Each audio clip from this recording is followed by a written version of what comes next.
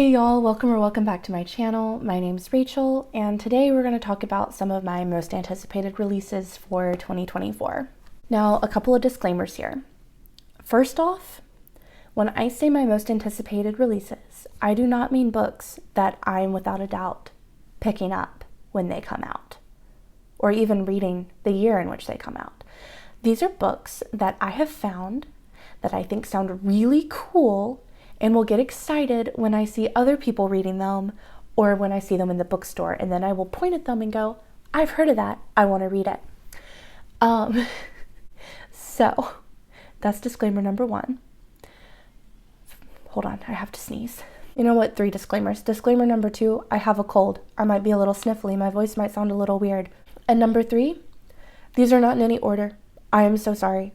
I wanted to put them in some sort of order, either by the month that they're being released or by like the vibe or genre, and then I said no. I don't feel like it. So if you're new here, my vibe is typically creepy stuff. I like horror. I'm trying to get more into sci-fi and fantasy because that was my favorite genre growing up, and I still do read a sprinkling of romance and general fiction and literary fiction and literally anything else out there, pretty much.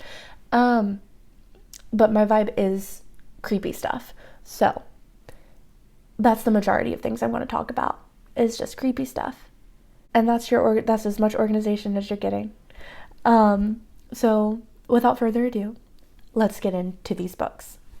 First up is What Feast at Night by Kingfisher. This is the sequel to What Moves the Dead. This is coming out in February, and all I know is that it's following the same main character that we were following in What Moves the Dead. That book was a retelling of The Fall of the House of Usher. I don't know if What Feast at Night is also a retelling or just a new concept, but I don't need to know much more because I will read anything that Kingfisher writes, and the cover is beautiful. So there's that. I need to make this a lot faster because I have a lot of books on this list. Okay. The next book on this list is Ghost Station by S.A. Barnes, coming out April 9th. This author wrote a book called Dead Silence that came out, I believe, this year. Maybe 2022, I don't know. But it was like sci-fi horror, and this seems to be going in that same direction as well. So the description I have here says, as an exploration crew begins to establish residency on an abandoned planet, they must unravel the mystery behind the previous colonizers' hasty departure. When their pilot is discovered dead in what appears to be a gruesome murder, it is up to the corporate-sponsored psychologist, Dr. Ophelia Bray, to find the killer among them. So, murder in space. Cool. Next up is Your Shadow Half Remains by Sunny Moraine, coming out February 6th. This is described as The Last of Us meets Bird Box, which is really intriguing to me because it sounds very Bird Boxy. If you don't know, Bird Box was like about there's like some creature roaming the earth that if you like look upon it, it turns your brain to a frenzy and you just start murdering people. Anyway, a post-apocalyptic tale where eye contact causes people to spiral into a deadly violent rage. So that's like exactly what I just said about Bird Box, right? So when I first read about this, I was like, that sounds exactly like Bird Box. I've read Bird Box. Why do I want to read this? But then I was like, you know what? This could be cool because it could be different. Like, it could be a whole new spin. And now I'm curious. Like, what are they going to do with this concept? That sounds super cool. Also, I think it's queer. I could be wrong. But you know what? I'm down. I want to read it. Next up, I have Crypt of the Moon Spider by Nathan Ballingrud coming out in August. And it's described as a dark and dreamy fantasy about greed, corruption, and selfhood. Years ago, in a cave beneath the dense forest and streams on the surface of the moon, a gargantuan spider once lived. Its silk granted its first worshippers immense facilities of power and awe. It is now 1923, and Veronica Brinkley is touching down on the moon for her intake at the Barrowfield home for treatment of the melancholy. And these spider silks are apparently like woven into your brain to make you feel happy. I don't know, it just sounds really whack. and really fun. I love any sort of sci-fi fantasy twist on history as well. So the fact that it's taking place in 1923 and we're already going to the moon for treatments is just, I think that sounds super cool. Next up is One of Us Knows by Alyssa Cole, coming out in April. So this says our main character is trapped with a group of strangers in a historic house on an isolated Hudson River island, and murder happens. But I love a good little isolation mystery. Alyssa Cole is mostly known for her romance, but she did have a thriller come out years ago called When No One Is Watching, and I really enjoyed that one, so I'm excited to see her step back in to the more mystery thriller role. Next up is How You Get the Girl by Anita Kelly. This comes out in February. It's a workplace sports romance. I haven't read anything by Anita Kelly. I've heard good things, and I need more romance in my life. Next up, I have How to Make a Horror Movie and Survive by Craig DiLouie. This comes out in June, and it's described as darkly humorous horror novel that sees a famous 80s slasher director set out to shoot the most terrifying horror movie ever made using an occult camera that might be and probably is demonic. That sounds so fun. That just sounds so fun. I probably actually will read that one when it comes out. Next up is probably my most anticipated read that I will absolutely be reading whenever it comes out. And that is The Angel of Indian Lake by Stephen Graham Jones. It's set to come out in March. This is the third book in the Indian Lake trilogy, the first book being My Heart is a Chainsaw, and the second is Don't Fear the Reaper. It all takes place in the same small town in Idaho, following our main character, Jade. In the first book, Jade sees the plot of a slasher happen in her town before her very eyes. In the second book, there's an escaped serial killer that comes to her town, and she has to help save the day once again. I don't know what The Angel of Indian Lake is about, and I don't care. It's going to be following Jade. It's Stephen Graham Jones. That's all I need to know. Another anticipated release is, I don't know exactly when it's coming out, but I think it's supposed to be coming out next year, and that is the third Amari and the Nightbrothers book. Nope, not that. The third one of these. It's a middle grade fantasy, and it's super fun, and I'm excited for the third book, so that's coming out sometime next year, last time I checked. The next book I'm excited for, I hardly wrote anything down of what it's about, because it's one of those authors that I kind of don't care what the book's about, I'm just going to read it. So that is Horror Movie by Paul Tremblay, coming out in June. All I wrote down was Cursed Film, which is kind of all I need to know because I really like Paul Tremblay, and I don't think I've read a book about a cursed film, but I love the concept, so we got that. The next two books that I'm going to mention are by the same author. So that author is S.T. Gibson. One is An Education in Malice, coming out in February, but it's a Carmilla retelling. So if you don't know, Carmilla is a vampire book predating Dracula, and it's kind of gay. So I'm excited to see what S.T. Gibson does with that. The next book they have coming out is slated to come out in May, and it's a queer urban fantasy featuring a Faustian bargain, which is just like so right up my alley. When I read about it, it kind of felt like the book Even Though I Knew the End by C.L. Polk, except excluding kind of the noir element. The description for this book was way too long and way too detailed. So yeah, I'm going to leave it at queer urban fantasy, Faustian bargain. Next up is Icarus by K. Ancrum, coming out in March. This is a queer YA romance, reimagining the tale of Icarus as a star-crossed love story between a young art thief and the son of the man he's been stealing from. I've heard really good things about K. Ancrum. I haven't read anything by them yet, but I am excited to read this because this sounds really good, and the cover is stunning, and I'm hoping to find a new favorite YA author because I need more YA in my life. Next is another T. Kingfisher. She's just like turning them out as usual. This is slated to come out in August. It's called A Sorceress Comes to Call, and it is a retelling of the Brothers Grimm Goose Girl. I am a sucker for fantasy and dark fantasy. No. Fairy tale and dark fairy tale, there we go, retellings. So I really enjoyed Nettle and Bone by T. Kingfisher, which was a very fairy tale-esque book, and so I'm very excited for this. The Woods All Black by Lee Mandelo is slated to come out in March. It's been blurbed as equal parts historical horror, trans romance, and blood-soaked revenge, all set in 1920s Appalachia. I love stories set in the Appalachian Mountains. I love Southern Gothic and particularly Appalachian horror, because it's such a good setting for that, and there's not enough. Next up, I have Voyage of the Damned by Frances White coming out in January, and it says if Agatha Christie wrote fantasy, this would be it. So that sounds cool. It's a murder mystery on a ship full of magical passengers. So like Death on the Nile, but like magic, maybe? I don't know. It sounds fun. We have The Haunting of Velkwood by Gwendolyn Kist coming out in March. Yeah. I've only read one other book by her, and that was Reluctant Immortals, and I really enjoyed that one. So this says it's a chilling novel about 3 childhood friends who miraculously survive the night everyone in their suburban neighborhood turned into ghosts. So, that sounds cool. Forgotten Sisters by Cynthia Palaio coming out in March. A city's haunted history and fairy tale horrors converge for 2 women in an addictive novel of psychological suspense. Yeah. Indian Burial Ground by Nick Bendina coming out in April. A man lunges in front of a car. An elderly woman silently drowns herself. A corpse sits up in its coffin and speaks. On this reservation, not all is what it seems. This author also wrote Sisters of the Lost Nation, which I saw on a lot of people's favorites list this year. I have not read it, and I want to. This book sounds really cool, so I might get to this book first. I also have another Eric LaRocca book is coming out in April. It's called This Skin Was Once Mine and Other Disturbances.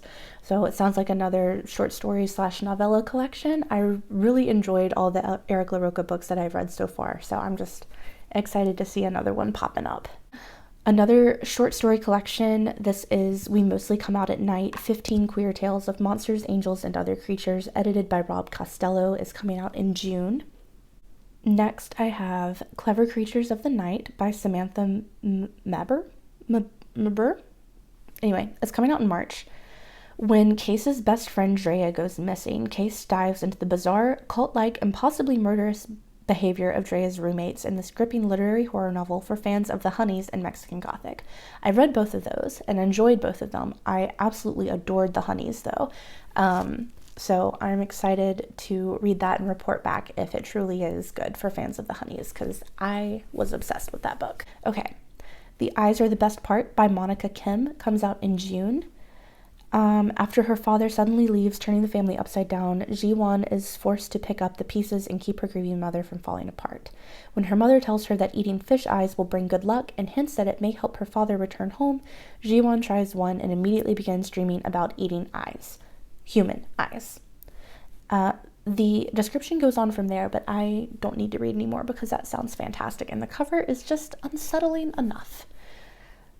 Next up, we have Lord of the Feast by Tim Wagner coming out in April. 20 years ago, a cult attempted to create their own, the Lord of the Feast. The god was a horrible, misbegotten thing, however, and the cultists killed the creature before it could come into its full power. Now Kate, one of the cultist's children, seeks out her long-lost relatives, hoping to learn the truth of what really happened. So, I don't know. That sounds cool. The cover is really why I put it on here, though. Next up, I have Myrrh by Polly Hall coming out in April. A woman searching for her birth parents unlocks the secret of her horrific past as she tries to stop the goblin within this kaleidoscope dark psychological horror. What? Myrrh has a goblin inside her, a voice in her head that tells her all the things she's done wrong. I don't think I read this description. Oh god.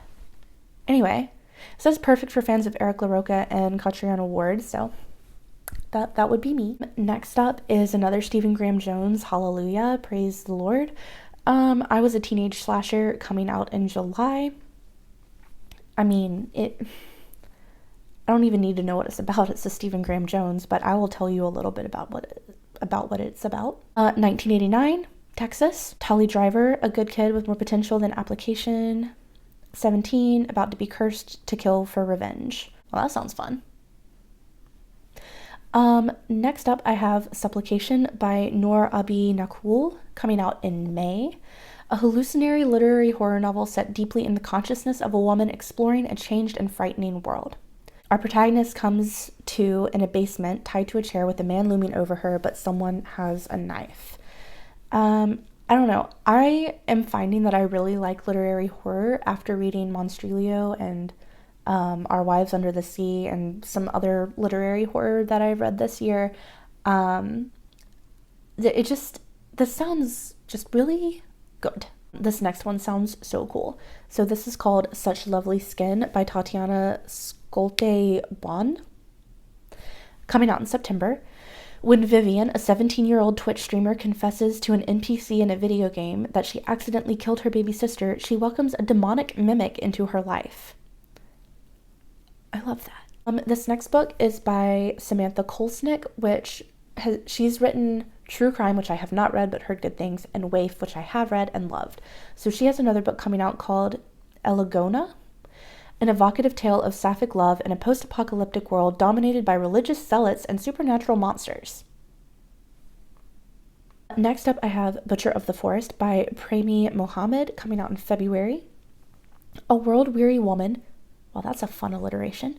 A world-weary woman races against the clock to rescue the children of a wrathful tyrant from a dangerous otherworldly forest. That sounds fun. Next, we have A Tempest of Tea by Hafsa Faisal, coming out in February. So apparently this author had another fantasy series. I think it might be YA, but no, maybe not. Another fantasy series that was really popular that people really liked. And I think this might be set in that world, but you don't have to read the other series in order to enjoy this. But this is a new fantasy duology about an orphan girl and her crew who get tangled in a heist with vampires. So that sounds really fun. And I think, is there tea magic in this? I think there's like magic involving tea. So that just sounds so fun. Next up is The Tusks of Extinction by Ray Naylor, coming out in January. This is the author of The Mountain in the Sea or something like that. That was one of my anticipated reads for 2023, and I didn't read it. Who's surprised? Anyway, the blurb says, when you bring back a long-extinct species, there's more to success than the DNA. Moscow has resurrected the mammoth, but someone must teach them how to be mammoths, or they are doomed to die out again. I don't know. I love environmental science fiction kind of stuff. It's just the science, the biology, it just sounds good. Next up, I have The Parliament by Amy Potwatka, coming out in January. And the comparison is wild. The Birds meets The Princess Bride in this tale of friendship, responsibility, and primal force of nature. What does that mean? What is The Birds meets The Princess Bride? I don't know. So tens of thousands of owls descend on the building. What is the building? It's a library. Descend on the library, rendering and tearing at anyone foolish enough to step outside. Madeline Purdy is tasked with keeping her students safe and distracted while they seek a solution to their dilemma. You know what? It sounds fun. It says it's a story of grief and missed opportunities, but also of courage and hope. So we'll find out, huh? Next up is It Came from the Trees by Ali Russell, coming out in July.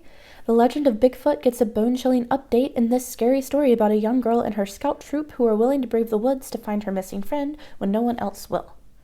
So, I love cryptids. I love Bigfoot. We're going to give it a go. And we have Diavola by Jennifer Marie Thorne. This is the author of Loot, which came out this year, I believe, maybe last year. I read that and really enjoyed it. It wasn't my favorite, but it was good. So this sounds like it might be better, though. This is coming out in March. So it's kind of about the black sheep of the family. She has a twin brother who goes with the flow and an older sister. They go on a family vacation. So something's going to go wrong.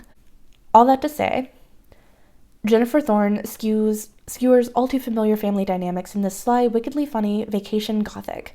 Beautifully unhinged, deeply satisfying, sharp twist on the classic haunted house story, exploring loneliness, belonging, and seemingly inescapable bonds of family mythology. I want to give this author another go because I enjoyed Loot and felt like there was more potential there. And this sounds like it might hit the potential that she has as an author. I only have two more books left, and then I gotta skedaddle. So I have Private Rights by Julia Armfield coming out in June. So this is the author of Our Wives Under the Sea, which I absolutely adored this year. And it says she's returning with a stunning, unsettling novel following three sisters navigating queer love and faith at the end of the world. that's all that I saw. That's all that I need to know. I'm excited to read another book by her because Our Wives Under the Sea was absolutely stunning. And finally, I have The Deading by Nicholas Billardes coming out in July. It says it's a dystopian novel about the downward spiral of a seaside town that becomes infected by a mysterious ocean-borne contagion. I love anything that has to do with the ocean, especially if it's horror, scary, odd things. So that sounds absolutely fantastic. And with that, those are my most anticipated releases as far as I know at this moment for 2024. I'm sure as, you know, we get actually into 2024 and more things get announced, I'm going to have even more to talk about in the first half of the year. So that's what I have right now. I think that's enough. Because like I said, there is no way that I'm going to even put a dent into any of those releases. There's no way. But I'm excited that they're going to exist in my life. And that's what anticipated releases really means. So, don't forget to like and subscribe, follow me over on Instagram or friend me on Goodreads, and I will see y'all in my next video. Bye!